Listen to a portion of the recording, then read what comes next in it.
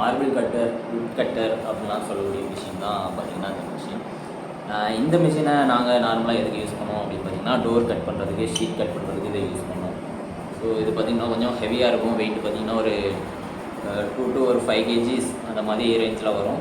So இது இது பார்த்திங்கன்னா ரொட்டேஷன் பார்த்திங்கன்னா ஒரு 12,000 ரொட்டேஷன் பெர் மினிட்னு போட்டிருக்காங்க.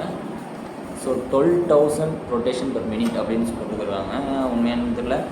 ஸோ வாட் டபிள்யூ என்ன அப்படின்னு பார்த்தீங்கன்னா 1050 அப்படிலாம் போட்டிருக்காங்க. ஸோ இந்த மிஷின் வந்து கொஞ்சம் சூப்பர் மிஷின். இதில் வந்து ஹேண்டில் பண்ணுறதுக்கு இந்த தூசியெல்லாம் நம்ம கண்ணுக்கு அந்த மாதிரிலாம் அஃபெக்ட் ஆகாமல் இருக்கிறதுக்கு இந்த கவர் போட்டுக்கிறாங்க.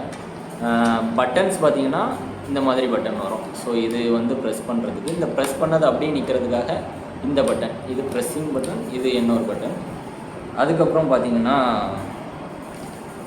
இது வந்து கார்பன் சேஞ்ச் பண்ணுறதுக்காக கொடுத்துருக்கக்கூடிய இது. ஸோ அதே மிஷின் தான், நம்ம பெரிய கட்டிங் மிஷினில் யூஸ் பண்ணுற மாதிரியே தான் கார்பன் சேஞ்ச் பண்ணுறதுக்கு கொடுத்துருக்காங்க. இது பார்த்திங்கன்னா இந்த பிளேடு நம்ம எதுனாலும் சேஞ்ச் பண்ணிக்கலாம். அந்த பிளேடு போடுற டைப் பார்த்திங்கன்னா பிளேடு வந்து இப்படி வச்சு பார்க்க சொல்ல முன்னாடி பார்க்க இருக்கணும். அப்போ தான் அந்த இப்படி ரொட்டேஷன் வந்து இப்படி ஆகும். ஸோ அப்போ தான் இது கட் ஆகும். அதுக்கப்புறம் பார்த்திங்கன்னா இது எவ்வளோ டெப்த்தில் வெட்டணும் அப்படிங்கிறதுக்காக, இது எவ்வளோ டெப்த்தில் வெட்டணும், எப்படி வெட்டணும் அப்படிங்கிறதுக்காக இந்த அட்ஜஸ்ட்மெண்ட் லீவர் கொடுத்துருக்காங்க. ஸோ 1 mm வெட்டினா போதும் அப்படின்னா இப்படி வச்சுக்கலாம். இல்லை அதுக்கு மேலே 1.75 inches வரை வெட்டிக்கலாம். அதுக்கு மேலே வெட்ட முடியாது. இதில் 5 inch பிளேடு போட்டுக்கலாம், 4 inch பிளேடு போட்டுக்கலாம். இதுதான் இதோட டீட்டெயில். வேறு இதோட ஹேண்ட்லிங் பார்த்திங்கன்னா இதை மாதிரி இந்த இடத்த இந்த டைட்டாக பிடிச்சிக்கிட்டு 1-handed-ஆக இப்படி யூஸ் பண்ணணும்.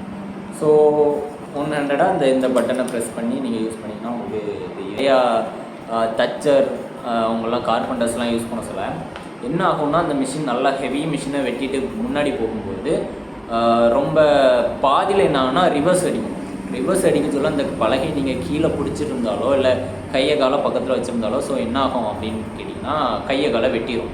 அந்த மாதிரி நேரத்துலலாம் நீங்கள் ரொம்ப கவனமாக இருக்கணும். அது ரிவர்ஸ் அடிக்காமல் இருக்க அந்த பிளேடு அந்த கட்டை வந்து நெருக்காமல் இருக்கணும். கீழே பேக்கிங் வந்து கரெக்டாக கொடுத்துருக்கணும். அதேமாதிரி நம்ம கேர்லெஸ்ஸாக என்ன பண்ணுவோம், வெட்டி இருக்கிறதுல கையை பக்கத்தில் இந்த பிளேடு இருக்கிறது தெரியாமல் பக்கத்துலேயே பிடிச்சி அந்த சென்டரில் வெட்ட சொல்ல கை ஊடையில் இருக்கும், அது வெட்டிடும், துண்டாயிரும். ஸோ இந்த மாதிரி நிறைய இன்சிடென்ட் நடந்திருக்கு. கை துண்டாகிறது, வெட்டிடுறது, காலில் வெட்டது, தொடைக்கு இப்படி டேபிள் பக்கத்தில் இருந்து வெட்ட சொல்ல ரிவர்ஸில் அடித்தா தொடையில் வரும். இந்த மாதிரி நிறையா இது இருக்குது. ஸோ அதெல்லாம் வந்து ரொம்ப கேர்ஃபுல்லாக பண்ணணும். கட்டுற மாதிரி இது வந்து ஃபுல் ஹோல் ஒரே ஸ்பீடில் சுற்றாது. நம்ம இந்த பட்டனை விட்டால் உடனே வந்து இந்த மிஷின் நின்றும். ஆனால் அந்த பிளேட்லாம் ஷார்ப் பக்கத்துலாம் நீங்கள் கையை இதெல்லாம் விட்டிங்கன்னா அது துண்டாகிடும். ஸோ ரொம்ப கவனமாக இருக்கணும், ரொம்ப கவனமாக வெட்டணும். இதுதான் இந்த மிஷின் எதுக்காக பார்த்திங்கன்னா வுட் கட் பண்ணிக்கலாம், மார்பிள் கட் பண்ணிக்கலாம். அதுக்கப்புறம் பார்த்திங்கன்னா இந்த மாதிரி ஷீட்டு, இந்த மாதிரி டோரு இதெல்லாம் வந்து கட் பண்ணுறதுக்கு வந்து இந்த வுட் கட்ரு வந்து ரொம்பவே நல்லாயிருக்கும். வுட் கட்ரு, மார்பிள் கட்ரு அப்படின்னு நிறைய பேரில் சொல்லிக்கலாம்.